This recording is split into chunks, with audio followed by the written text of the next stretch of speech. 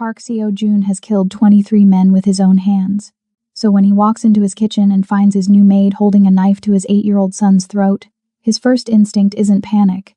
It's professional curiosity about how fast he can kill her before she hurts the boy. Then Yeon laughs.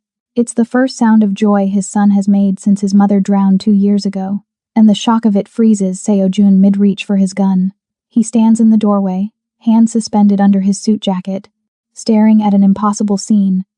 Alice Davidson has a wooden training knife pressed to his son's carotid artery, and Yeon is grinning. Feel where the blade is? Alice's voice is steady, instructional. Her deep brown skin gleams with sweat. Her standard uniform white shirt, black vest, silk tie, is rolled up to expose forearms carved with lean muscle.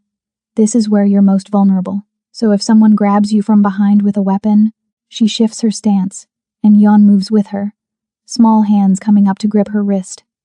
He makes a sound, a focused, defiant grunt that punches straight through Seo-joon's chest. Not words, not yet, but something. The first voluntary sound in 731 days. Good. Alice releases him, and Yeon immediately resets his position, eager to try again. Now, if they're holding the knife here, you don't go for the blade. You go for the hand. Always control the weapon first. Seo-joon's blood goes cold. That's not self-defense. That's knife disarmament protocol. Military-grade combat training delivered in his Gangnam garden on a Wednesday afternoon like she's teaching the kid to tie his fucking shoes. He steps fully into the kitchen. The sound of his footsteps on marble is deliberate, loud. Alice's head snaps up. For 1 microsecond, maybe less, her eyes flash with something feral. Cornered animal. Threat assessment. Her body shifts almost imperceptibly. Weight redistributing. The wooden knife still in her hand, suddenly looking a lot less like a toy.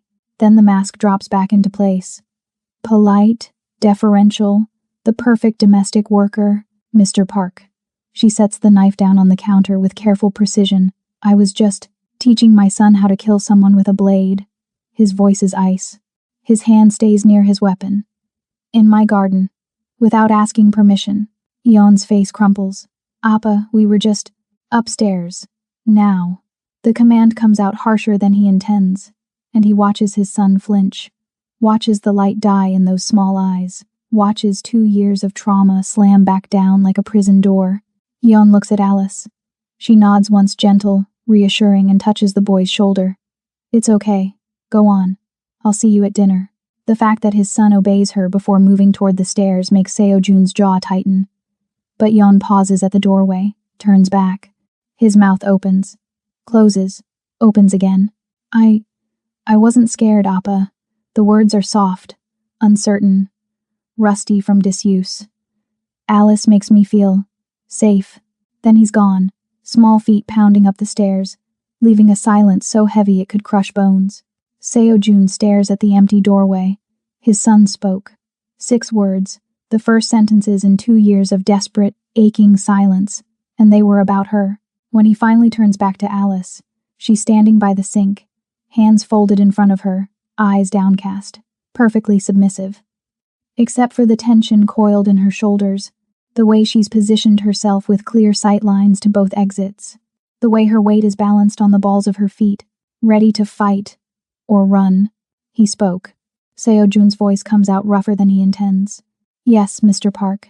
Because of you. I don't know, Mr. Park. I'm just the help. Don't. He closes the distance between them in 3 strides, watching her recalibrate her stance, subtle. But there. Don't insult my intelligence. What maid knows knife disarmament? She doesn't flinch. Doesn't pretend not to understand. My father was military. She says in perfect, unaccented Korean that makes his pulse spike. He taught me self-defense when I was young. Special forces. British Army. He believed girls should know how to protect themselves. So you decided to teach my traumatized son how to counter a blade attack. I decided to give him tools so he doesn't have to be scared anymore. Her eyes flick up. Meet his. There's steel there. Conviction. Yeon has nightmares, Mr. Park. He wakes up screaming. I hear him from my room. He dreams about being grabbed, dragged, trapped. So yes, I taught him how to fight back. The words hit like bullets. Because she's right. Because Yeon does wake up screaming. Because Seo-joon has spent 2 years watching his son drown in fear, and hasn't known how to pull him out. How do you know about his nightmares? Because I go to him when he wakes up, and I stay until he falls back asleep. She holds his gaze, unflinching. He needed someone. You're not always here. The accusation stings because it's true. Seo-jun runs the Phantom Clan. He has territory wars to manage, rivals to eliminate, operations that require his absence. He's not always here. And this woman, this stranger he vetted for 3 weeks and hired because Yeon smiled at her once during the interview, has been mothering his son in the dark. You've been in his room. At night. His voice drops. Dangerous. Without my knowledge. I've been doing my job, Mr. Park. Caring for your son. That's what you hired me for. I hired you to cook and clean. You hired me because Yeon hasn't smiled in 2 years and I made him laugh in the first 5 minutes. Alice straightens. And somehow she seems taller. You hired me because every other nanny quit after 3 weeks because your son wouldn't speak to them. You hired me because you're desperate. The truth of it is a knife between his ribs. Seo-jun smiles. It doesn't reach his eyes. You're very perceptive, Miss Davidson.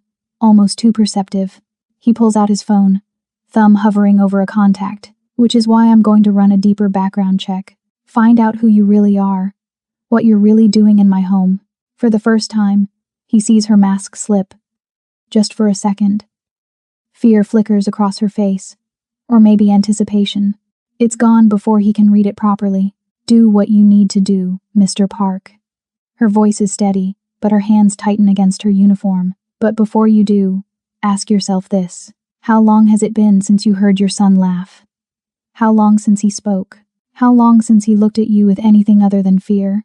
The words are a blade, precise and cutting. And ask yourself what you're willing to risk to get him back. Seo-jun stares at her, this woman with killer's hands and a mysterious past who somehow unlocked his son's voice.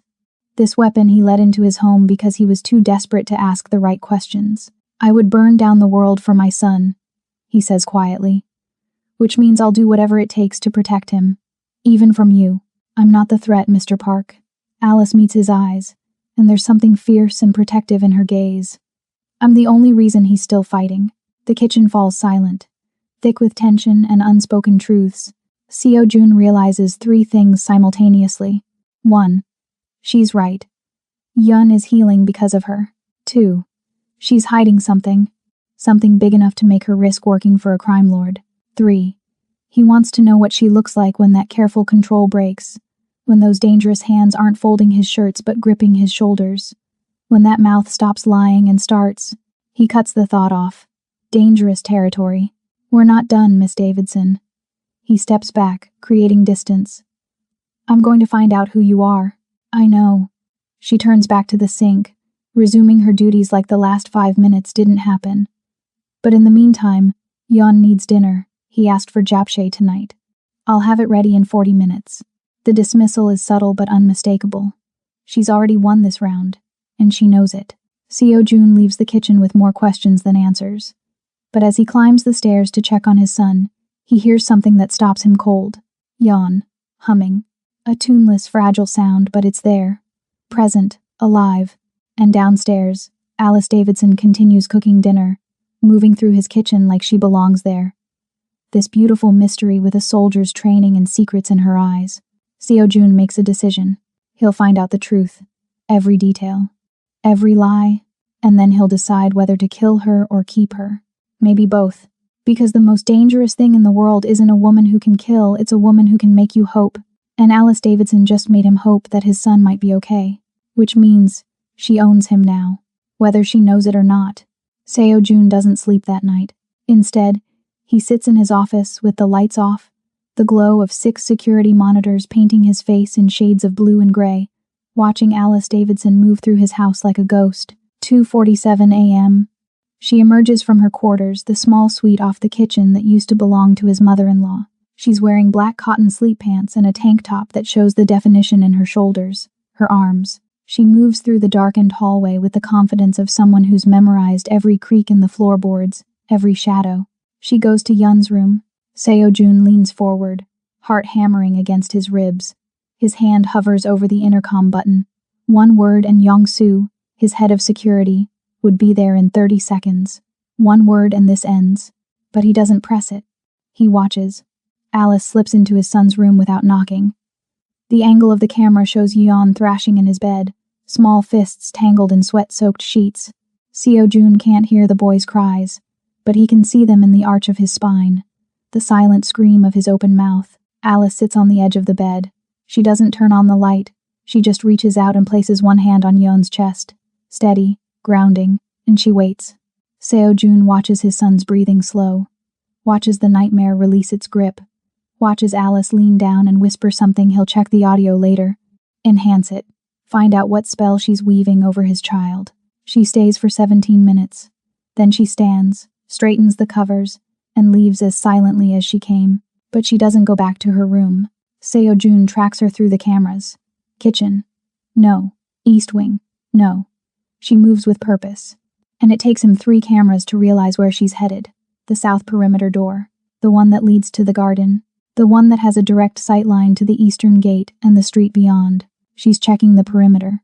At 3 a.m., a maid who can't sleep, or a soldier maintaining operational awareness, Alice stands in the garden for 6 minutes. She doesn't move much, just a slow rotation, eyes scanning the darkness, noting angles, shadows, potential approach vectors. Then she pulls out her phone. Seo-jun's fingers fly across his keyboard, pulling up the signal trace he'd installed on every device in the house after Haejin's death. The phone pings. It's the standard smartphone he'd provided, but Alice has done something to it. The encryption is military grade, routed through 3 VPN servers he recognizes from his own operations. Who taught a British housekeeper how to anonymize communications? The call lasts 43 seconds. Seo-jun can't break the encryption fast enough to catch it. When Alice hangs up, she stands in the garden for another 2 minutes, then returns inside. This time, she goes to the kitchen, makes tea, Earl Grey, based on the tin she pulls from the cabinet. She sits at the small staff table in the corner and pulls out a notebook. Seo-jun zooms in. The handwriting is precise, controlled. But it's not English. It's not Korean either. It takes him 3 seconds to recognize the characters. Arabic. Specifically, Moroccan dialect Arabic. If the unique letter formations are any indication, his blood goes cold. Morocco. The file he'd commissioned on Alice Davidson said she'd worked as a private tutor in London before coming to Seoul. Said her father had been British military, honorably discharged. Said she had no criminal record, no red flags, no reason to deny her a work visa. But that file was bullshit. He knows it now with bone-deep certainty. That file was a legend, a false identity constructed with the kind of attention to detail that only intelligence agencies or very expensive criminals can manage. Seo-jun picks up his phone and dials. Yes, sir. Young-soo sounds alert despite the hour. Good. I need a deeper background check on Alice Davidson. And I mean deep. Pull her fingerprints from the teacup she's using right now. Run them through Interpol, MI6, CIA, FSB, Mossad, every database we have access to. I want DNA if you can get it. I want to know every place she's been in the last 10 years. And I want it by morning. Sir. That level of investigation will flag on multiple intelligence networks. If she has protection, then we'll know that too. Seo-jun's voice is granite. Do it. He hangs up and returns his attention to the screens. Alice finishes her tea, rinses the cup, dries it, returns it to the exact spot in the cabinet where it lives. Then she goes back to her room, and the light goes off. Seo-jun should go to bed, should try to sleep, but he doesn't. He rewinds the footage to the moment Alice entered Yeon's room. He enhances the audio, filters out the ambient noise, isolates her voice. Shh. A little warrior, I'm here. You're safe. They can't reach you, I promise. Little warrior. Not sweet boy or it's okay or any of the gentle platitudes he's heard from every nanny who tried and failed to reach his son. She called Yeon a warrior, like he's not a victim, like he's strong, like she sees something in him that Seo-jun has been too terrified to acknowledge. Seo-jun closes his eyes and allows himself to remember what he's been trying to forget. The sound of Yeon's laugh yesterday. The feel of his son's arms around his neck at bedtime. A hesitant hug that lasted 5 seconds before the boy pulled away. The small, tentative smile when Seo-jun asked if he'd enjoyed his japchae. Alice did that. In 3 weeks, she's done what 2 years of psychiatrists and specialists and medication couldn't do. She brought his son back from the edge. which makes her either the best thing that's ever happened to his family, or the most dangerous threat he's ever let through his door. Seo Jun pulls up her employment file again, stares at the photo attached to the application. Professional, neutral, carefully blank. But now he notices things he missed before. The way her eyes track slightly to the left of the camera checking her exit route, the tension in her jaw despite the pleasant smile. The fact that her posture is too perfect, like someone trained to minimize their physical presence. He opens a new window and starts his own investigation. British military records. He has contacts, people who owe him favors. If Alice's father served, there will be a trail. Service number, deployment records, discharge papers. Nothing. He tries variations of the name. David Davidson, Daniel Davidson, Douglas Davidson. He expands the search to include Army, Navy, RAF, Royal Marines. Nothing.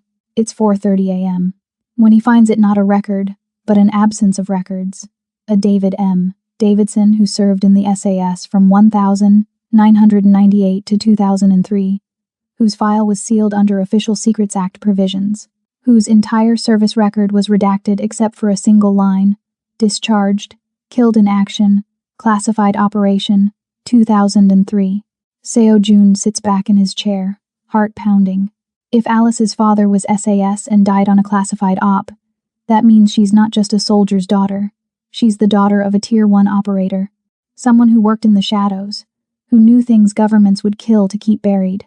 And if her father died when she was young, he does the math, assumes Alice is in her late 20s, she would have been a teenager. Old enough to understand, old enough to be angry, old enough to follow in his footsteps. The phone on his desk rings. Yongsu. Sir, we have a problem. Seo Jun's grip tightens on the receiver. Talk. The fingerprints came back flagged, but not through normal channels. We got a visit. Yongsu's voice drops. 3 minutes after we ran her prints through Interpol, our system was remotely accessed. Someone very sophisticated traced our query and is now inside our network. Can you lock them out? I'm trying, but sir, whoever this is, they're good, government-level good, and they're not trying to steal anything, they're just watching. Let them watch. Seo Jun's mind is racing. Leave the back door open, but monitor everything. I want to know who's interested in Alice Davidson. There's more, sir. I got a hit on the DNA sample. Partial match in an archived UK military database. The file is sealed, but the match probability is 94%. Parent-child relationship confirmed. David Davidson. Yes, sir. How did you? Doesn't matter. Keep digging. And Yongsu? Don't approach Alice. Don't change anything. I want her to think everything is normal. He hangs up and turns back to the monitors. Alice's room is still dark, but Seo Jun knows she's awake. Can feel it like a physical presence. She knows he's digging. She's waiting to see what he'll do with what he finds. The sun starts to rise, painting the Seoul skyline in shades of gold and blood. Seo Jun watches the light creep across his office floor and makes a decision. He's not going to confront her yet, not going to show his hand. Instead, he's going to watch, learn, figure out what she wants, what she's running from, what brought a British operator's daughter to his house wearing a maid's uniform, because women like Alice Davidson don't run unless something terrifying is chasing them. And men like Park Seo Jun don't let mysteries go unsolved, especially mysteries with his son's happiness tangled up in them. At 6 a.m., Alice emerges from her room, dressed in her uniform, hair pulled back, face carefully neutral. She starts breakfast, moves through the kitchen like she belongs there, like she's not a bomb waiting to explode in the center of his carefully controlled world. Seo Jun watches her crack eggs into a bowl, her movements efficient and precise, and he thinks about how those same hands taught his son to break a wrist yesterday, how they soothed his nightmares last night, how they could probably kill him in 5 different ways before he reached his weapon. His phone buzzes. A text from an unknown number, routed through encryption layers that would take his people days to crack. You should stop digging, Mr. Park. Some truths are dangerous. Seo Jun stares at the message. Then he looks up at the monitor showing the kitchen. Alice is plating breakfast. Her phone is on the counter beside her, screen dark. She didn't send this. Someone else did. Someone watching his network traffic, monitoring his investigation. Someone protecting her, or controlling her. Seo Jun deletes the text and stands. He's been up for 23 hours, running on whiskey and obsession. He should sleep, should approach this fresh. But instead, he finds himself walking down the stairs, through the hallway, into the kitchen where Alice is setting the table for breakfast. She looks up when he enters. Her eyes are calm, unreadable, but he sees the tension in her shoulders, the way her hand hovers near the knife block. "Good morning, Mr. Park. I wasn't expecting you up so early. Coffee? Who sent me a text at 6:03 a.m., telling me to stop investigating you?" The question hangs between them like a blade. Alice's expression doesn't change. She pours his coffee with steady hands, the dark liquid streaming into white porcelain like ink into snow. When she sets the cup in front of him, her fingers are close enough to his that he can feel the heat radiating from her skin. "I don't know what you're talking about, Mr. Park. Don't lie to me." He wraps his hand around the cup, welcoming the burn. "I've been watching you all night. Security footage, every room, every movement." Something flickers across her face. Not fear, something darker, something that looks almost like satisfaction. "Then you saw me comfort your son when he had nightmares." Her voice is soft, dangerous. "You saw me check the perimeter to make sure he's safe. You saw me do the job you hired me for. I saw a woman with military training pretending to be domestic help." He stands, and the space between them shrinks to nothing. She doesn't step back, doesn't flinch, just tilts her head up to hold his gaze, and the morning light catches on her skin, turning it to polished bronze. "I saw someone who moves like she's been hunted, or like she's done the hunting. Maybe I'm both." The admission hangs in the air between them, electric and raw. "Who are you?" His voice drops to something rough, intimate. "Really?" Alice's lips curve into something that's not quite a smile. "I'm the woman keeping your son alive, Mr. Park. That's all you need to know." "That's not enough. It'll have to be." She moves to step around him, but he catches her wrist. Gently, not a restraint to question. Her pulse hammers against his fingers, fast, wild, alive. "Let me go." But she doesn't pull away, doesn't use any of those dangerous skills he knows she possesses. Just stands there, breathing hard, eyes locked on his. "Tell me the truth, and I will." For a long moment, neither of them moves. The kitchen is silent except for the sound of their breathing, the distant hum of the refrigerator, the entire world narrowing to the space where his skin touches hers. Then Yon's voice drifts down from upstairs. "Alice, are you making pancakes?" The spell breaks. Alice pulls her wrist free with a controlled twist that's pure training, pure reflex. "Your son is awake, Mr. Park. And yes, Yon pancakes in 10 minutes. She moves past him to the refrigerator, and Seo-jun is left standing in his kitchen, hands still warm from her skin, heart beating too fast, wondering when exactly he lost control of this situation, or if he ever had it at all. The file arrives at 9:47 p.m., delivered by courier in a plain manila envelope with no return address. Seo-jun dismisses Young-soo with a look and carries the envelope to his office. Locks the door, pours 3 fingers of whiskey he doesn't drink. Then he opens it. The first page is a photograph. Alice Davidson, but younger, maybe 23, 24, military fatigues, desert background, Morocco, based on the terrain. She's standing with 4 other people, all in tactical gear, faces partially obscured by sand and sun glare. Someone has drawn a red X through 3 of the faces. Dead. The second page is a classified document, heavily redacted. What remains tells a story in fragments. Subject: Operation Delta Wind location. Redacted, Morocco date. Redacted personnel. 5-person security detail. Tier 1 contractors mission status. Catastrophic failure casualties. 3 Kia, 1 MIA. 1 survived cause. Redacted survivor. A. Davidson, current location unknown. The third page is a psychological evaluation, dated 6 months after the mission. The language is clinical, cold. Subject displays signs of severe PTSD, survivor's guilt, and persistent ideation regarding revenge. Recommendation: psychiatric hold and monitoring. Subject declined treatment and disappeared from observation, considered high risk for autonomous action. The fourth page is a list of names, 27 names to be exact, each with a small notation beside it: deceased or location, unknown or under surveillance. Seo-jun's eyes catch on one name halfway down the list. Kim Jae-sung, alias The Viper, last known location, Seoul, South Korea. affiliated with Black Dragons Syndicate. His blood turns to ice. The Black Dragons. His oldest enemies. The organization that's been trying to take territory from the Phantom Clan for 5 years. The same group that sent 3 men to kidnap Yeon last year, the attempt that left 2 of Seojun's guards dead and his son traumatized into silence. Alice isn't here by accident. She's here because the man who destroyed her team is connected to the people who destroyed his son. Their enemies are the same. Seojun sits back in his chair, mind racing. He should be angry, should feel betrayed, should throw her out immediately for lying, for using his home as a hiding place, for putting his son at risk. But all he feels is a dark, vicious satisfaction, because now he knows what she wants, and he knows exactly how to use it. The intercom on his desk buzzes. "Sir, Miss Davidson is asking to speak with you." She says it's urgent. Seojun allows himself a smile. "Send her in." Alice enters his office at 10:15 p.m., still wearing her uniform but somehow looking more dangerous than she did in tactical gear. The low light catches on the angles of her face, the curve of her neck, the way her hands are steady despite the fear he can smell on her. She knows he has the file, knows he's seen everything. "Close the door," he says quietly. She does.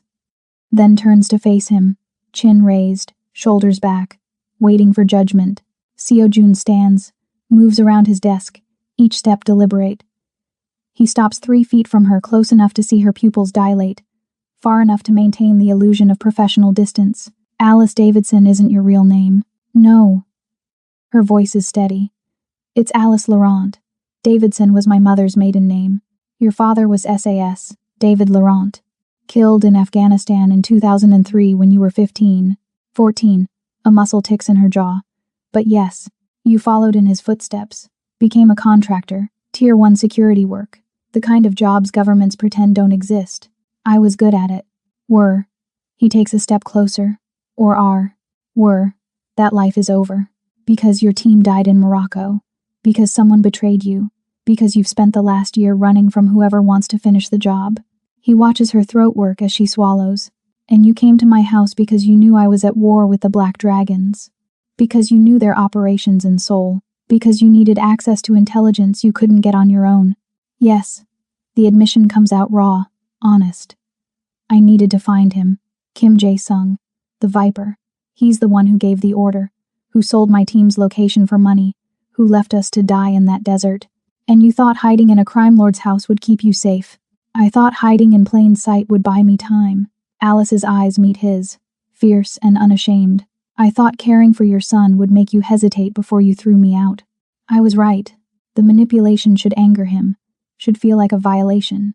Instead, it feels like recognition, like seeing himself reflected in someone else's ruthless survival instinct. You used my son. I protected your son." She steps forward now, closing the gap between them, and the air goes thick with heat and tension. "I didn't lie about that. Jan was drowning, and nobody was saving him. So I did. I gave him tools to fight back. I gave him a reason to keep living. That was real, Mr. Park. Everything else might be a lie, but not that." Seojun can see the truth of it in her eyes, can hear it in the crack in her voice when she says his son's name. "Why should I believe you? Because, if I wanted to hurt you, I've had 1,000 chances." Alice's voice drops to something intimate, dangerous. "I know your schedule, your security rotations, where you keep your weapons, how you take your coffee. I know that you check on Yun 3 times every night, even though you think he's asleep. I know you haven't touched another woman since your wife died because you feel guilty for still being alive." The words hit like bullets, each one finding a vulnerable place he didn't know he had. "I know you," she whispers, "because I'm just like you. Broken, angry, willing to burn the world down for the people we love." Seojun's control fractures. He reaches out, cups her face with both hands, feels her sharp intake of breath against his palms. Her skin is soft, warm, alive. Her eyes are wide, but she doesn't pull away. Doesn't use those dangerous hands to stop him.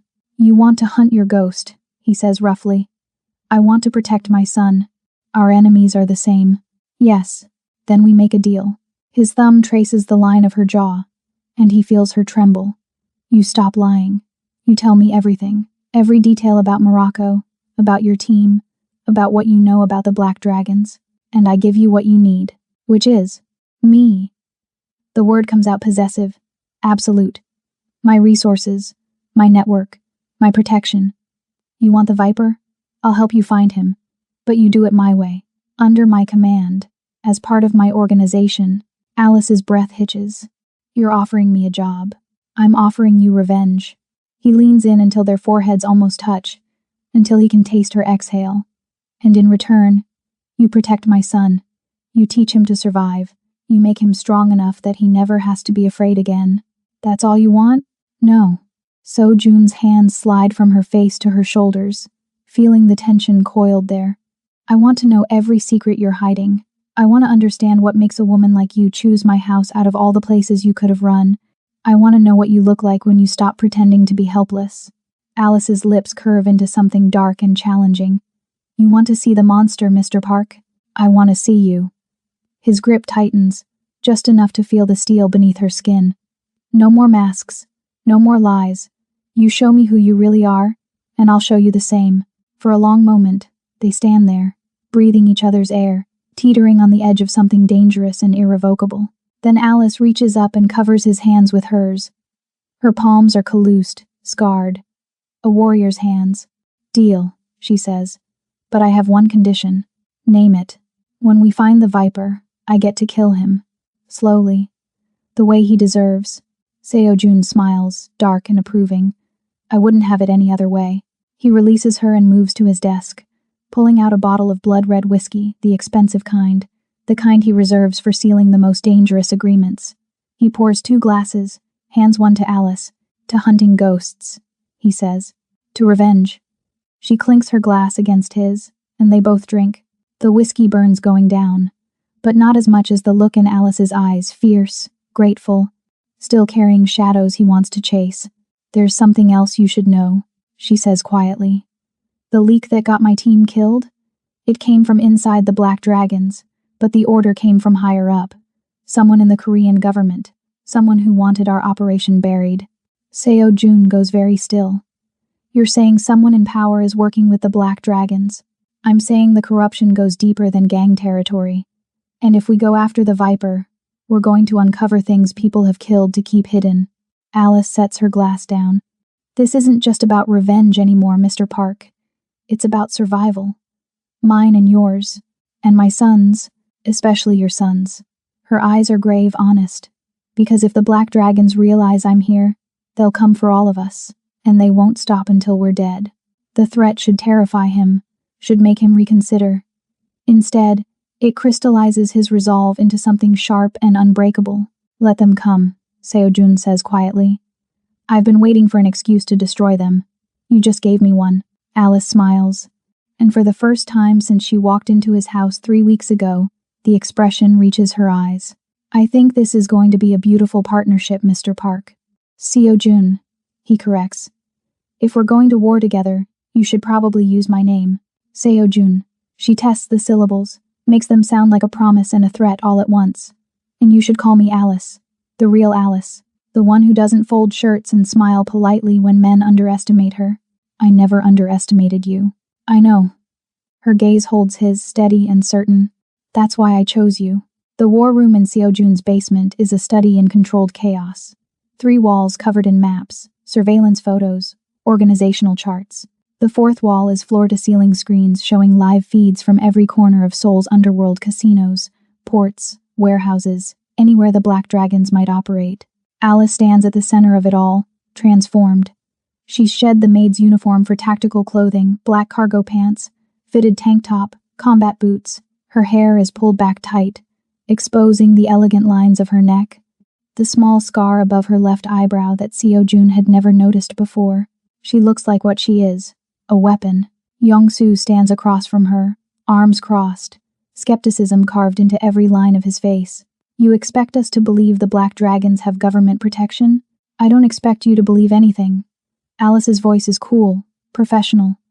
I expect you to look at the evidence. She pulls up a file on the central screen, financial records, encrypted communications, shipping manifests. 3 months before my team was hit in Morocco, the Black Dragons received a shipment of military-grade weapons. RPGs, C4. Equipment that's supposed to be locked down in government armories. Someone with clearance authorization moved those weapons through customs without inspection. Yong-soo leans in, studying the manifests. His expression shifts from skeptical to grim. This authorization code, I recognize it. It belongs to the Ministry of Defense Oversight Division, specifically to Deputy Minister Han Sung-min. Alice pulls up another screen, this one showing a photograph of a man in his 50s, expensive suit, political smile. He's been on the Black Dragon's payroll for at least 5 years, maybe longer, and 3 months ago he needed my team gone because we stumbled onto shipment routes that would have exposed the whole operation. Seo-jun studies the photograph with cold calculation. Deputy Minister Han, the same man who pushed for increased law enforcement funding to combat organized crime, while simultaneously ensuring organized crime had military weapons. Alice's smile is bitter. It's elegant, really. He gets credit for fighting gangs while arming them. The Black Dragons get power and protection. Everyone wins. Except your team. Except my team. Her voice goes hard. And now he's positioned to become full minister within 6 months, which means his reach, his protection of the Black Dragons, will expand, which means anyone investigating them, including us, becomes a national security threat he can eliminate legally. The implications settle over the room like ash. We need leverage, Seo-jun says finally. Something big enough that he can't risk moving against us. I have leverage. Alice pulls up another file, and Seo-jun feels Yong-soo's sharp intake of breath. Right before my team was hit, we managed to extract financial records from a Black Dragon compound in Tangier. Bank accounts, wire transfers, shell corporations, evidence of every bribe, every payoff, every dirty deal linking Deputy Minister Han to the organization. My team died, but I got the data out. Where is it? Encrypted, distributed across 6 different servers in 3 countries. If something happens to me, it releases automatically to every major news organization in Korea and internationally. Alice's smile is sharp as a blade. I may be running, but I'm not helpless. Han knows I have this. It's why he hasn't killed me yet. He's trying to find the servers first. Seo-jun stares at her with something approaching admiration. You're not just running, you're drawing them out. I'm making them desperate enough to expose themselves. She meets his eyes. I knew Han had Black Dragon contacts in Seoul. I knew if I stayed visible enough, long enough, they'd send someone to find me. Someone high up enough that I could trace the connection back. The Viper. Alice's expression goes cold. He's the Black Dragon's head of operations in Seoul. He reports directly to their leadership in Beijing. And he's the one who received the kill order for my team. Find him, and we find the evidence that links him to Han. Get that evidence, and we have enough to destroy them both. Yong-soo looks at Seo-jun. This is more complicated than a territory war, sir. We'd be going against government corruption, international crime syndicates. We'd be finishing what they started. Seo-jun's voice is absolute. The Black Dragons tried to take my son. They succeeded in taking his mother. They've been bleeding our territory for 5 years. And every time we push back, someone in the police department or the courts makes it go away. Now I know why. He turns to Alice. Where's the Viper now? I don't know his exact location, but I know he runs operations out of a private club in Gangnam. The Red Lotus. High-end prostitution, drug trafficking, money laundering. It's protected by police who think they're looking the other way for standard vice. They don't know what else happens there. What else happens there? Alice's jaw tightens. Human trafficking. Specifically, women from Southeast Asia who disappear into private collections. The Viper specializes in acquisition and transport. That's how he made his reputation. That's why the Black Dragons trust him with their most sensitive operations. Seo-jun feels rage ignite in his chest, cold, controlled, lethal. We shut it down. Not yet. Alice steps closer to the map of Gangnam on the central screen, pointing to the club's location. The Red Lotus is too visible, too protected.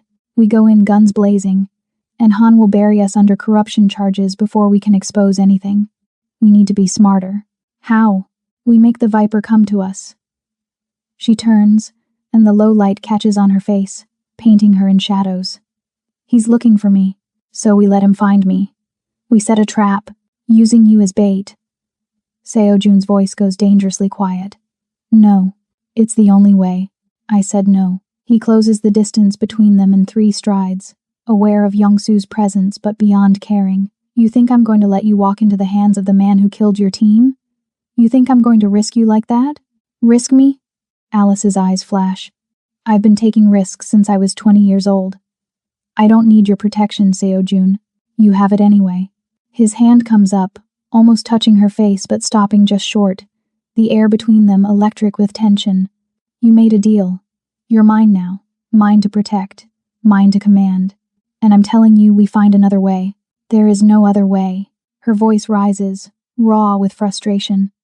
The Viper won't expose himself for anything less than me. I'm the loose end. I'm the threat. If I don't draw him out, he'll keep sending people until one of them succeeds, and your son will be caught in the crossfire. The mention of Jan hits like a physical blow. Then we increase security. We stop running and start hunting.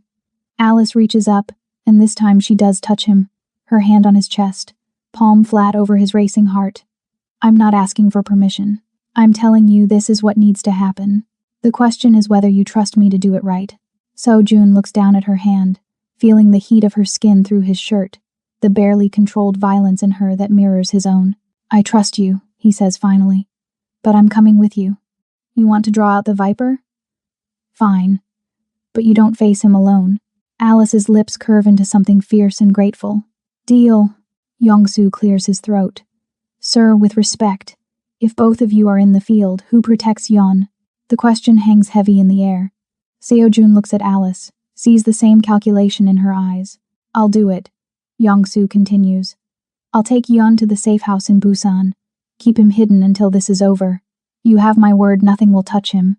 Seo-jun studies his head of security, the man who served him faithfully for 8 years, who took a bullet meant for Hae-jin and still carries the scar, who's proven his loyalty in blood. 3 days, Seo-jun says. We have 3 days to draw out the Viper and end this. After that, even if we fail, I want my son back. Understood. They spend the next 4 hours planning. Alice walks them through the Viper's patterns, his known associates, the times and places he's most vulnerable. She moves around the maps with confident precision, pointing out weaknesses, suggesting angles of approach.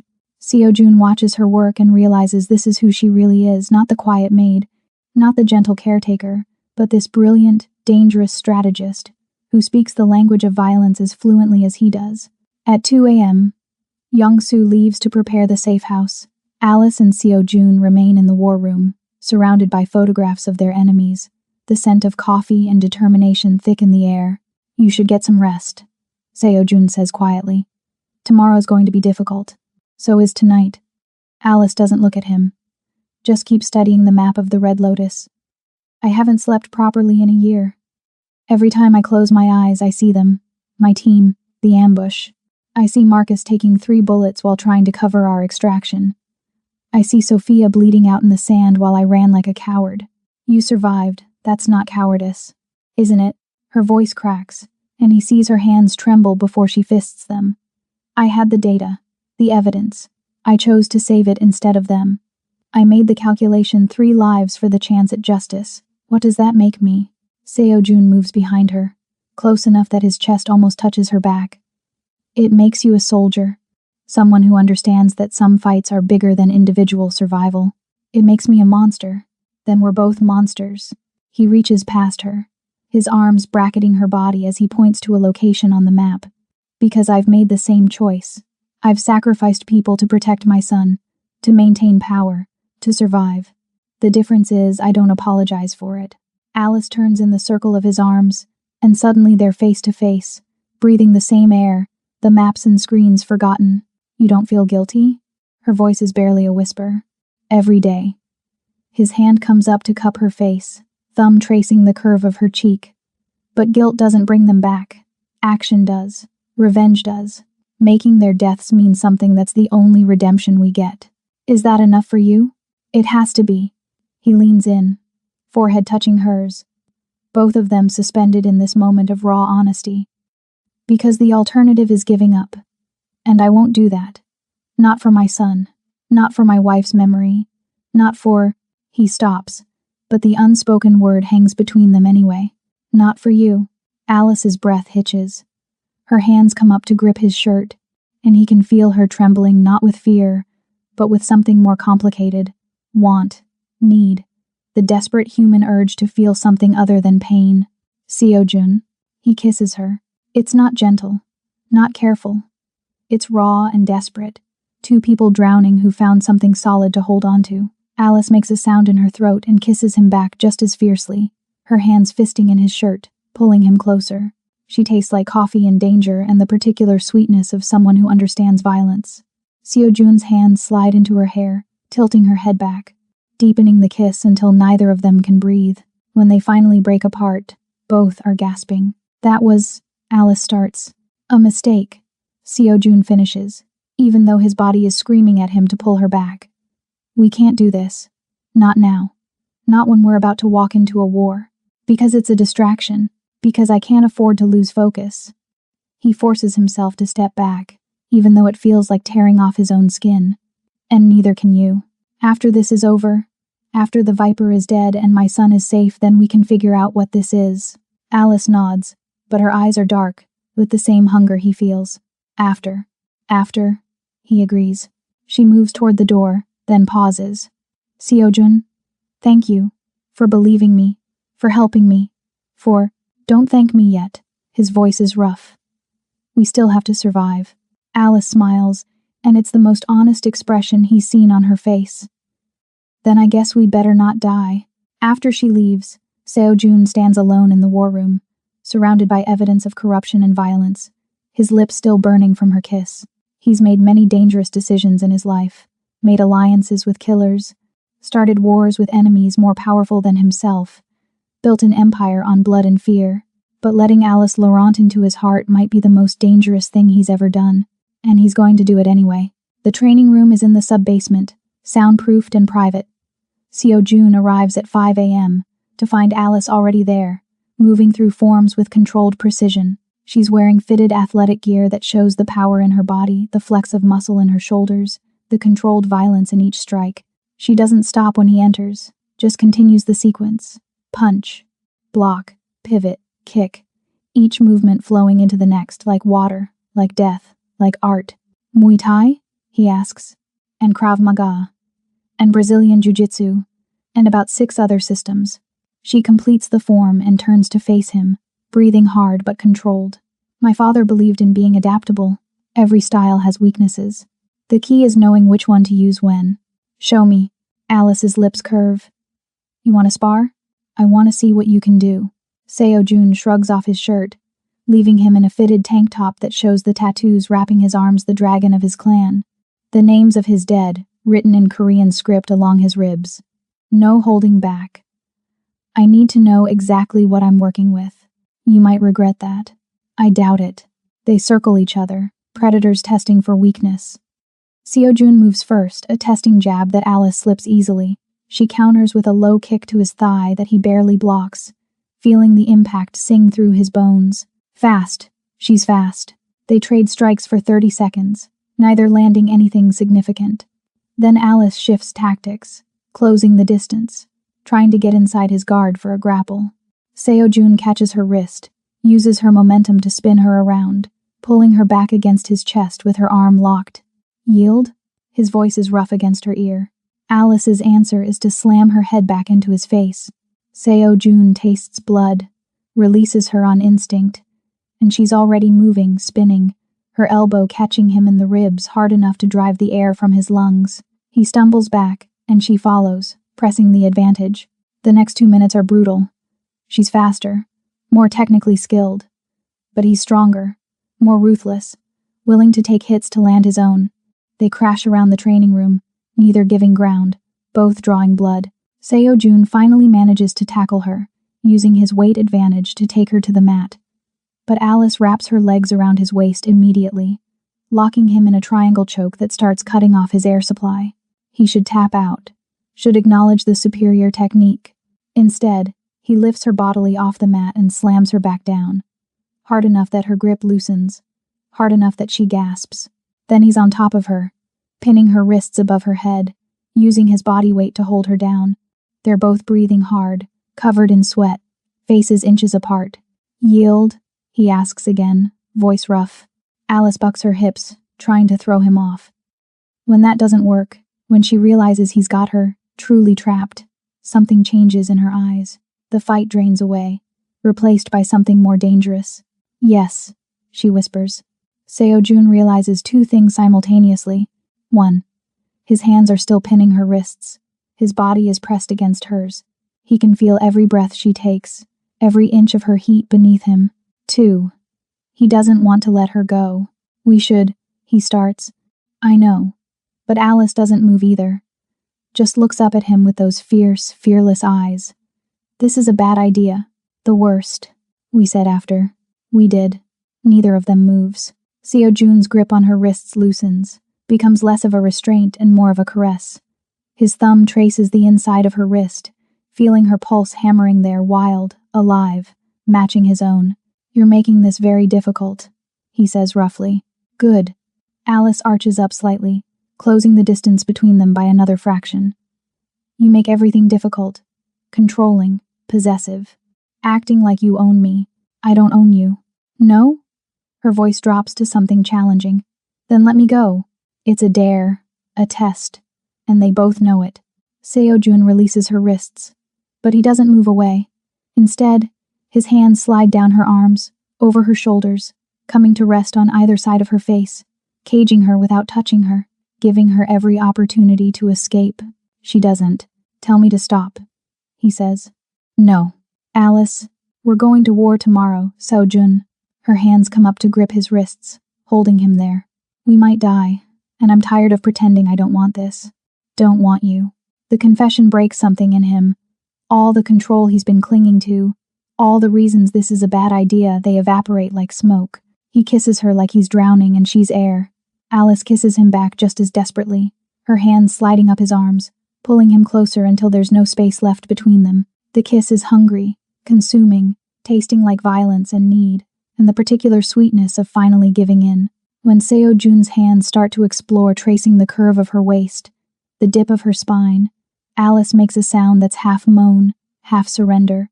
She wraps her legs around his hips, pulling him tighter against her, and he feels his control fracturing completely. Upstairs, he manages against her mouth. Not here. Why not here? Because when I have you, it's going to be in a bed, where I can take my time, where I can... The intercom on the wall crackles to life. Young-soo's voice cuts through the moment like a blade. Sir, we have a problem. Reality slams back. Seo-jun pulls away from Alice, both of them breathing hard. What is it? Someone just delivered a package to the front gate. No return address. It's addressed to Alice Davidson. Alice's face goes pale. Don't open it. Too late, sir. It's already been x-rayed and cleared. It's a phone, burner model, and it's ringing. Seo-jun and Alice exchange a look. Then they're both on their feet, moving toward the stairs. When they reach the security office, Young-soo hands Alice the phone. It's still ringing, shrill, insistent. Alice takes a breath. Answers. Yes? Seo-jun can't hear the other side of the conversation, but he watches Alice's face drain of color, watches her hands start to shake. When? Her voice is dead. Where? More silence. Then I understand. She hangs up, looks at Seo-jun with eyes that have gone cold and distant. They have someone, she says quietly. Sarah Chen, she was on my team, the one marked MIA. I thought she was dead, but they've had her for a year. And the Viper just sent me proof of life. Seo-jun's blood turns to ice. What does he want? Me. Tomorrow night. The Red Lotus. Alone. Alice's voice is steady, but her hand is white-knuckled around the phone. He says if I bring anyone, if he sees any surveillance, any backup, he kills her. Slowly. On camera. And sends the footage to every intelligence agency that ever employed us. It's a trap. Of course it's a trap. Alice's laugh is bitter, broken. But it doesn't matter. Sarah took those bullets for me. She stayed behind so I could run. I'm not leaving her there. Seo-jun moves to her, takes her shoulders. Then we plan. We prepare. We find a way to get you both out. There is no way out. That's the point. She looks up at him, and he sees the resignation in her eyes, the willingness to die that comes from carrying too much guilt for too long. This was always how it was going to end. I just hoped I'd take him with me. No. The word comes out harsh, absolute. You're not dying tomorrow. Neither is your friend.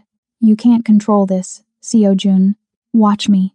He pulls her close, ignoring Young-soo's presence, beyond caring about propriety or appearances. I didn't survive 15 years in this business by accepting impossible situations. Every trap has a weakness. We just have to find it. Alice presses her face against his chest, and he feels her trembling, this fierce, dangerous woman finally allowing herself to break. I'm so tired. I'm so tired of running, of fighting, of watching everyone I care about get hurt because of me. Then stop running. His arms tighten around her. Stand with me. Fight with me. Let me carry some of this weight. Why? Her voice is muffled against his shirt. Why do you care? You've known me 3 weeks. You don't owe me anything, because you brought my son back from the dead. Seo-jun's voice is rough with emotion he didn't know he still had. Because you're the first person in 2 years who didn't look at me with fear or calculation. Because when you kiss me, I forget what it feels like to be alone. Alice pulls back just enough to look at him. Her eyes are red-rimmed, fierce, still carrying that core of steel that drew him to her in the first place. I'm a terrible investment, she whispers. I come with enemies and trauma and a death wish. So do I. He cups her face, thumbs wiping away tears she probably doesn't even realize she's crying. We're matched, Alice. You saw it from the beginning. 2 broken people who know how to survive in the dark. I don't want to drag you down with me. Too late. I'm already falling. The admission costs him, but it's worth it to see the shock, the hope, the cautious joy that flickers across her face. So we do this together. We save your friend. We kill the Viper. We burn the black dragons to the ground. And then what? Then we figure out what comes after revenge. He leans in, presses his forehead to hers. If you're brave enough. Alice's laugh is watery but genuine. You're asking the woman walking into a death trap if she's brave enough for a relationship? I'm asking the woman who survived hell if she's brave enough to try living. For a long moment, she doesn't answer. Just breathes against him, drawing strength from his presence the way he's drawing strength from hers. Then, okay, we save Sarah. We end this. And then we try living. She pulls back, her expression shifting from vulnerable to tactical. But we do it smart. We need a plan that doesn't get everyone killed. Seo-jun allows himself a dark smile. I think I have one, but you're not going to like it. Tell me anyway. The power cuts at 3:47 a.m. Seo-jun wakes instantly, hand reaching for the gun under his pillow before his eyes fully open. The emergency lights kick on after 3 seconds too long, which means someone cut the main power and the backup simultaneously. Professional work. His phone is already buzzing. Young-soo, breach at the south gate. 5 hostiles. Yeon is secure in the panic room, but the message cuts off. Seo-jun is moving before conscious thought. Pulling on tactical gear he keeps in his closet, checking his weapons. 2 guns, 3 knives, 1 garrote. He's halfway to the door when he hears it, a sound that stops his heart. Music. Delicate. Haunting. A child's music box playing a lullaby he hasn't heard in 2 years. The one Hae-jin used to sing to Yeon before bed. The one only family would know. The betrayal hits like a physical blow. Someone gave them that information. Someone inside his organization. Seo-jun moves through his house like a ghost, checking corners, clearing rooms. The music is coming from Yeon's bedroom, his son's bedroom, where the panic room should have sealed shut the moment the breach was detected. The door is open. Inside, Yeon sits frozen on his bed, staring at a small music box on his nightstand. The one his mother used to keep on her dresser. The one Seo-jun burned after her funeral because he couldn't stand to hear it anymore. Someone brought it back. Someone used it as bait. Yeon. Seo-jun's voice is barely a whisper. Come to me. Slowly. His son's eyes are wide, terrified. He starts to move, and a figure emerges from the closet. Then another from behind the curtains. 2 men, black tactical gear, faces covered. They're between Seo-jun and his son, Mr. Park. The voice is accented Chinese, specifically Beijing. The Viper sends his regards. Seo-jun's world narrows to a single point of focused rage. Where's Alice? Busy. We have 3 men engaging her now. She's very skilled, but outnumbered. I wonder who will die first, your son or your whore. The word ignites something murderous in Seo-jun's chest. He raises his gun, but the man closest to Yeon pulls out a knife, pressing it to the boy's throat. Drop it, or I open his neck before you finish pulling the trigger. Seo Jun's hand doesn't waver. His mind is calculating angles, trajectories, the split-second timing he'd need to take them both down before either could hurt Yeon. The odds aren't good. Then he hears it a crash from downstairs. A man's scream, cut short. The sound of a body hitting the floor with terminal force. Alice. Seems your men aren't doing so well, Seo Jun says quietly. How many did you bring? 5? 4 now. By the sound of it. Another crash. Another scream. The man holding Yeon's throat glances toward the door, nervous. 3. Last chance, Seo Jun says. Let him go. And I'll make your deaths quick. You're not in a position to. Alice explodes through the doorway like vengeance incarnate.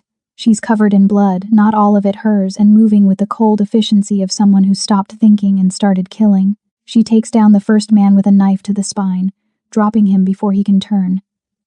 The second man, the one holding Yeon, starts to slash. Seo Jun fires. The bullet takes the man in the eye, dropping him instantly. But his momentum carries the knife forward, and Seo Jun watches in horror as it grazes Yeon's shoulder, drawing blood. His son screams. Alice is already there, scooping Yeon up, checking the wound with practiced hands. Superficial. He's okay. He's okay, Seo Jun. But Yeon is sobbing, clinging to Alice with desperate strength. And Seo Jun feels something in his chest crack and bleed. They almost took his son. Again. Where's Yong-soo? His voice is dead calm, which means he's about 2 seconds from losing control entirely. Unconscious. Head wound. He'll live. Alice meets his eyes over Yeon's head. This wasn't random. They knew exactly where to hit, when to hit. They had codes for the security system. They had, she stops, her expression going cold. They had the music box, the one from your wife's room, the one you destroyed. I know. Then you know what this means. Someone inside my organization sold us out. Seo Jun's hand tightens on his gun. Someone who had access to personal information. Someone my wife trusted. The implications are staggering. It means the betrayal goes back 2 years. It means Haejin's death might not have been an accident. It means someone he considers family has been working for the Black Dragons all along. We need to move, Alice says urgently. They sent 5 men. That's a probing attack. The real assault will come when they realize this failed. Let them come. Seo Jun's voice is ice and murder. I want them to come. I want to kill every single one of them. Appa? Yeon's small voice cuts through the rage. I want to go with Alice, please. The simple request. The trust in his son's voice when he says her name grounds Seo Jun. Reminds him what's at stake. We all go together, he says quietly. The safe house in Busan. Now. We regroup. We identify the traitor. And then we finish this. Alice nods. I'll get the car. No. Seo Jun catches her arm. I'll get the car. You stay with Yeon. You protect him. That's the job, remember? She looks at him for a long moment, reading the subtext. I trust you with the most important thing in my world. I remember, she says quietly. Seo Jun kisses Yeon's forehead, then surprises himself by kissing Alice too quick, fierce, possessive. Don't die before I get back. Same to you. He moves through his house, checking for more attackers, finding the bodies Alice left in her wake. 3 men, all dead within 30 seconds of each other. All killed with brutal efficiency, broken necks, severed arteries. 1 man with his own knife buried in his throat. She really is magnificent. Seo Jun finds Yong-soo in the security office, bleeding from a head wound but conscious. Sir, who knew about the music box? Yong-soo's face goes gray. Only family. Only people who were close to Mrs. Park. Your mother, your brother, Mr. Han. He stops. Oh God. Mr. Han, the financial advisor. Seo Jun's voice is deadly calm. The man who's been with me for 10 years. Who held Yeon at his christening. Who cried at Haejin's funeral. Sir, I didn't want to believe it, but the files Alice found, the shell corporations, the money transfers, some of them trace back to companies Mr. Han set up for estate planning. I thought it was coincidence, but where is he? Home. At least that's where he's supposed to be. Seo Jun pulls out his phone and makes a call. It's answered on the first ring. Mr. Han. I apologize for the early hour, but I need you to come to the estate immediately. Security matter. Very urgent. Of course, Mr. Park. I'll be there in 20 minutes. Thank you. I'll be waiting. He hangs up and looks at Young-soo. Get Yun and Alice to the safe house. Use the secondary extraction route.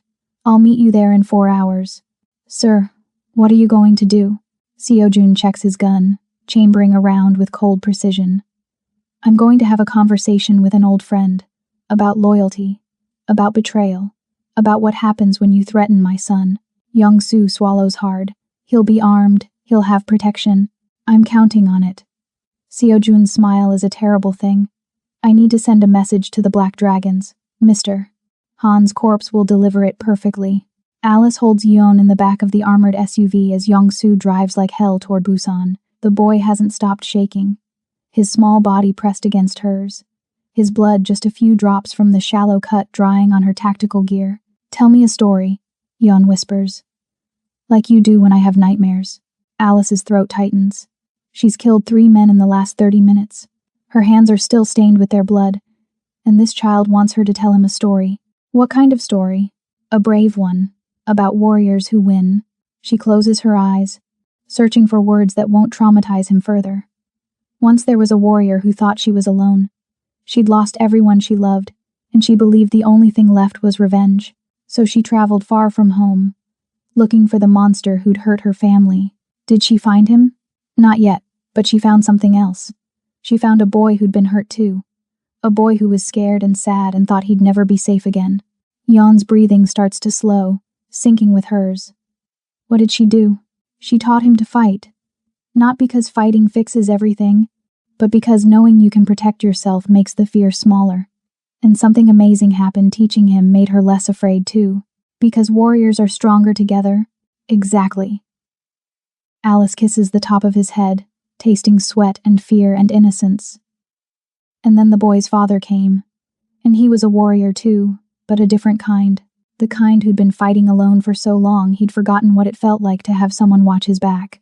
Like Appa, just like your Appa, her voice catches. And the 3 of them, the warrior woman, the warrior father, and the brave boy, they decided to fight together, to protect each other, to be a family, even though they weren't related. Family isn't always about blood, little warrior. Sometimes it's about choice, about finding people who see the scared parts of you and stay anyway. Yun is quiet for a long moment. Then, are you going to stay? After the fighting is over? Alice's heart breaks, and Men's simultaneously. Do you want me to? Yes. And I think Appa does too. He looks at you different. The way he used to look at Ioma. Like you're precious. The observation, delivered with a child's brutal honesty, steals her breath. I want to stay, she admits quietly. But I need to finish something first. Something dangerous, and I might not. You'll come back. Yeon's voice is certain, absolute. You're too strong to die. And Appa won't let you. He's scary when he's protecting people. Alice laughs, the sound watery. He is, isn't he? On the mistiff, isn't he? The scariest, but also the safest. Yeon finally lifts his head, looking at her with eyes too old for his face. Don't let him do the dangerous thing alone, okay? He needs you. Even if he doesn't say it. I won't. I promise. The safe house is a fortified apartment in Busan's financial district, anonymous, secure, stocked for a long siege if necessary. Young-soo checks every room, every window, every potential entry point while Alice gets Yeon settled. She cleans his shoulder wound properly, applying antiseptic that makes him hiss, but doesn't make him cry. This boy, who couldn't speak 2 months ago, is now taking pain without flinching. She did that. Taught him strength, gave him tools, and maybe, in the process, taught herself that she's more than just a weapon. Alice? Young-soo appears in the doorway. We need to talk.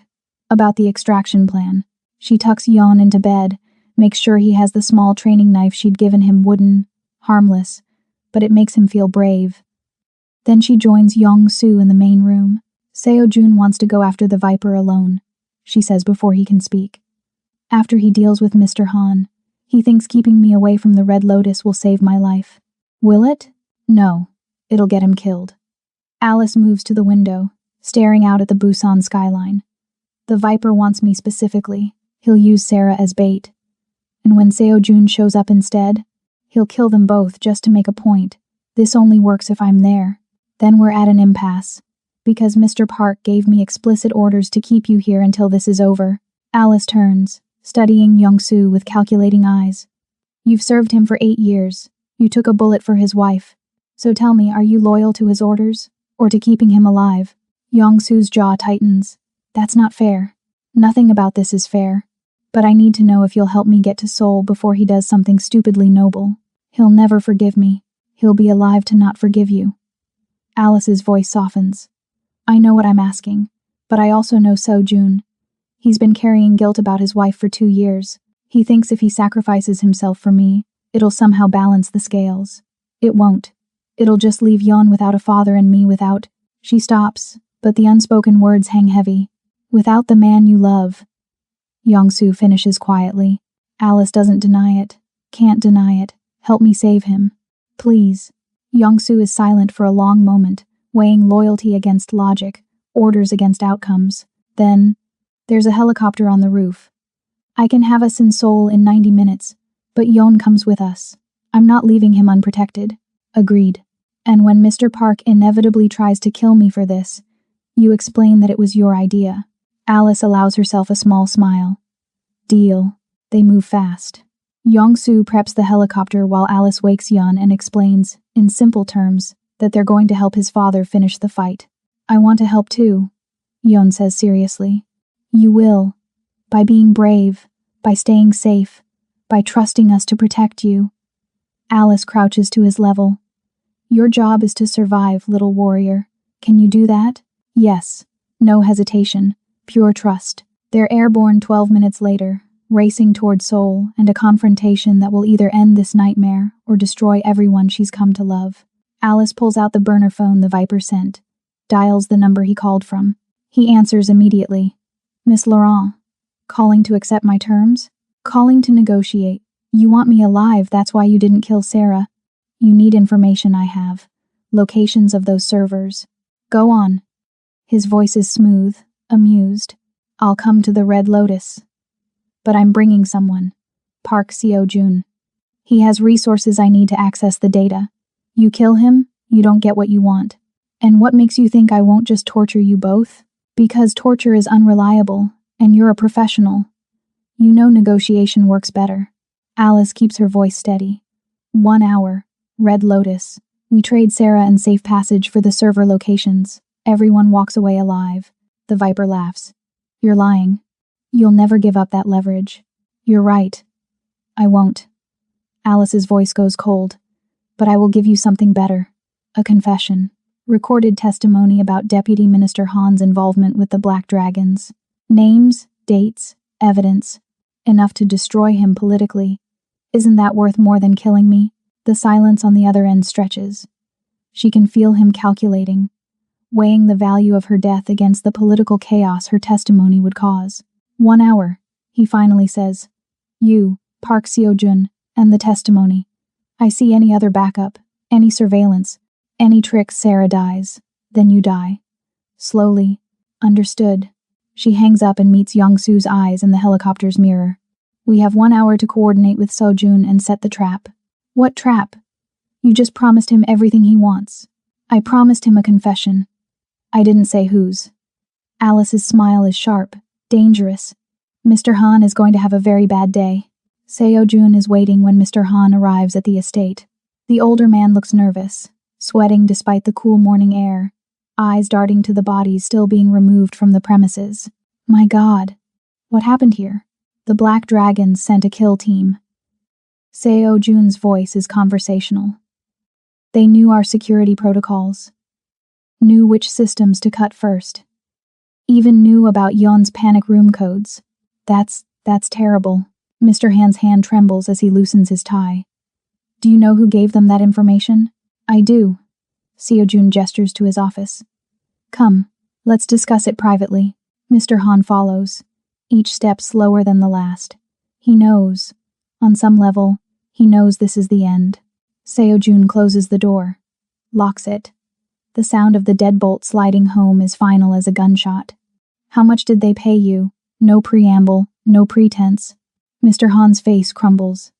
Seo-jun, I can explain. How much? Louder now. How much was my wife's life worth? My son's terror? The 2 years I've spent watching Yun suffer? They said it was just information. They said no one would get hurt. Mr. Han is backing toward the window, trapped. I didn't know they were planning to kill Haijin. I swear, I didn't, but you knew after. And you stayed quiet. You kept taking their money. You kept feeding them intelligence. Seo-jun advances, each word punctuated by a step. You gave them the music box, the one thing that could draw Yun out of his room. You were willing to let them take him. I had debts, gambling debts. They threatened my family, so you gave them mine instead. Seo-jun's hand moves to his gun. I want one honest thing from you before you die. Who ordered the hit on Haijin? Was it the Viper? Was it Deputy Minister Han? Both. Mr. Han is crying now, pathetic and broken. The minister wanted you destabilized. Easier to control if you were grieving. The Viper suggested making it look like an accident. I didn't think they'd really. He doesn't get to finish. Seo-jun's fist connects with his face, bone crunching, blood spraying. Mr. Han goes down hard. You watched me bury my wife. You held my son while he cried for his mother. And the whole time, you knew. Seo-jun stands over him, gun drawn. There's nothing you can say that will make this right. No apology that will spare you. But I'll give you a choice: quick death. Or I take my time. Quick. Mr. Han's voice is broken. Please, quick. That's more mercy than you showed Haijin. Seo-jun raises the gun. His hand is steady. His conscience is clear. This is justice, not murder. This is... His phone rings. Alice. I'm busy, he answers. I know what you're doing. Don't. Her voice is urgent. I need him alive. I need his confession recorded for the trade with the Viper. He dies. Today. Right now. Then we lose Sarah. We lose our leverage. We lose everything. Alice's voice softens. I know you want blood. So do I. But we're smarter than this. We use him. We let him confess everything on camera. And then, after we destroy Deputy Minister Han and the Black Dragons, you can kill Mr. Han however you want. Slowly. Personally. I'll even help. The logic cuts through his rage. Barely. You're asking me to let the man who killed my wife live. I'm asking you to let him live long enough to destroy everyone else who helped. A pause. I'm asking you to trust me. The way I trusted you. Seo-jun looks down at Mr. Han, who's watching this conversation with desperate hope. Every instinct screams to pull the trigger, to feel the recoil, to watch the light leave those traitorous eyes. But Alice is right. As always, she's right. Where are you? He asks quietly. Helicopter. 30 minutes out. I'm coming to help. And before you argue, Young-soo and Yun are with me. We're all in this together. That's what you wanted, remember? Family. The word settles something in his chest. Family. Not the broken thing he's been holding together with rage and grief, but something new. Something built on choice and trust and shared violence. Fine. 30 minutes. But Han comes with me to the meeting, and if he tries anything, I know. You'll kill him creatively. He can hear the smile in her voice. I'm starting to love that about you. The casual admission of love, delivered like a promise and a threat, makes his heart stutter. We'll discuss that after we survive. It's a date. She hangs up. Seo-jun looks at Mr. Han and allows himself a cold smile. You just got a temporary reprieve. Congratulations. You get to live long enough to betray everyone else who betrayed me. Mr. Han's relief is palpable and pathetic. Thank you. Thank you. I'll tell you everything. Shut up. Seo-jun zip-ties his hands, gags him, and calls for his security team. Put him in the van. Secure. If he tries to run, break his legs but keep him conscious. We need him coherent for his performance. The men nod and drag Mr. Han away. Seo-jun stands alone in his office, surrounded by the ghosts of his past and the uncertain future Alice is offering. His phone buzzes. A text from an unknown number. You made the right choice. See you soon. A. He allows himself a small smile. She's hacking his security again. The woman is incorrigible, and he's completely, dangerously in love with her. The Red Lotus looks like a high-end nightclub from the outside. Elegant signage, velvet ropes, beautiful people queuing for entry. But Alice knows what lies beneath, knows the soundproofed rooms in the basement where the Black Dragons conduct their real business. knows the girls who smile with dead eyes, knows the weight of secrets soaked into those walls. She's going to burn it to the ground. Tonight. The plan is simple. Seo-jun takes Mr. Han in through the front, making a show of the prisoner being delivered. Alice goes in through the service entrance, the way she used to infiltrate compounds in Morocco. They meet at the basement level, coordinate the extraction of Sarah, and force Mr. Han's confession while the Viper watches. Then they kill everyone who needs killing and walk out together. Simple. Probably fatal. But simple. Alice moves through the kitchen like she belongs there. Tactical gear hidden under a server's uniform she'd stolen from the laundry. Nobody looks twice at the black woman carrying dirty plates. Racism makes for excellent camouflage. The basement stairs are guarded by 2 men. She takes them down silently, nerve strikes, not kills, because she's trying to minimize casualties until absolutely necessary. They drop like stones. The basement is exactly as she remembered from the intelligence photos. Long hallway, 6 doors, fluorescent lights that buzz and flicker, the smell of bleach barely covering something worse. Behind door 3, she finds Sarah. Her friend is barely recognizable, thinner, bruised, hollow-eyed, but alive. Still alive. Alice? Sarah's voice is broken. No, you shouldn't be here. It's a trap. I know. But I'm not leaving you. Alice cuts through the restraints, catching Sarah when she collapses. Can you walk? I can run if it means getting out of here. They're halfway to the stairs when the lights go out. Emergency lighting kicks in red, pulsing, disorienting. Then the Viper's voice over the intercom. Miss Laurent, thank you for coming. I believe you have something for me. Alice keys her radio. Seo-jun, status? In position. Han is ready to sing. But we have a problem. There are at least 20 hostiles in this building, more than the intel suggested. They were waiting for us. Obviously. She can hear the dark humor in his voice. Still want to do this? Alice looks at Sarah, who's leaning against her, trembling but determined. Thinks about Yun in the helicopter above, waiting with Yong-soo. Thinks about Seo-jun, somewhere in this building, trusting her to have his back. Thinks about finally ending this nightmare. Let's finish it, she says. The firefight starts 3 seconds later. The Viper's men pour into the basement, and Alice does what she does best. She becomes death, moving with Sarah at her back, clearing rooms, taking down threats with brutal efficiency. Somewhere above, she hears Seo-jun's guns answering. Hears Mr. Han screaming his confession, everything pouring out in a desperate bid for mercy. The Viper himself appears in the main room, and Alice feels everything narrow to this moment. This man, the one who sold her team, who killed Marcus and Sophia, who tortured Sarah for a year. You're very dramatic, Miss Laurent. The Viper is handsome, mid-40s, speaking perfect English with a slight British accent. All this violence when we could have just talked. I'm done talking. Alice raises her gun. Wait. Seo-jun's voice. He emerges from the shadows. Blood on his suit. Death in his eyes. He's mine. We share. Alice doesn't lower her weapon. He hurt both of us. The Viper laughs. How romantic. The criminal and the spy, united in revenge. But you're forgetting something important. I'm not alone. He snaps his fingers. 5 men emerge from concealment, all armed, all trained. The odds aren't good. Alice and Seo-jun exchange a look, a lifetime of understanding passing in a glance. Together? She asks. Always. They move as one, Alice taking left, Seo-jun taking right, Sarah providing suppressing fire despite her injuries. The room erupts in violence, bullets, and blood, and the terrible beauty of 2 warriors finally fighting side by side. Alice takes down 3 men with a combination of gunfire and close-quarters combat. Seo-jun kills 2 more with cold precision, and Sarah broken, traumatized. Sarah shoots the 6th man who is trying to flank them, which leaves the Viper. He's fast, trained, experienced. He puts a bullet in Alice's shoulder before she can react, the impact spinning her around. She goes down hard, and through the pain she sees him aim for the killing shot. Seo-jun crashes into him.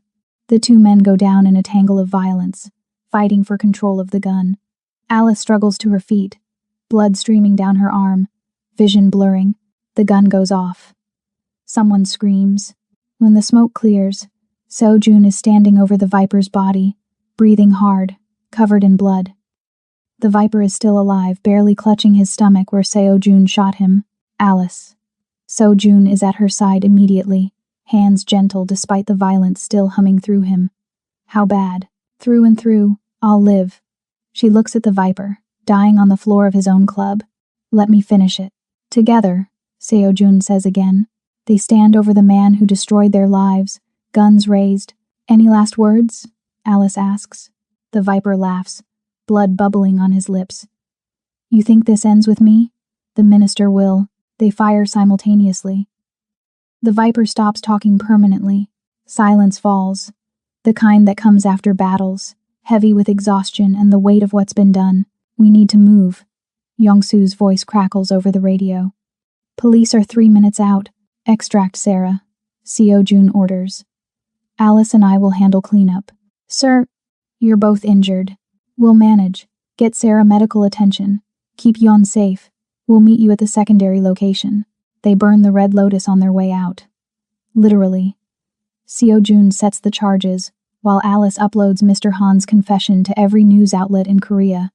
By the time if you're ready to follow Alice and Seo-jun into the shadows of Seoul, hit that like button and share your prediction for their next mission. Will their shared darkness forge an unbreakable love? Or will the secrets of her past consume them both? Subscribe now so you don't miss the continuation of the Delta's shadow, because in this world, peace is temporary, but loyalty is forever.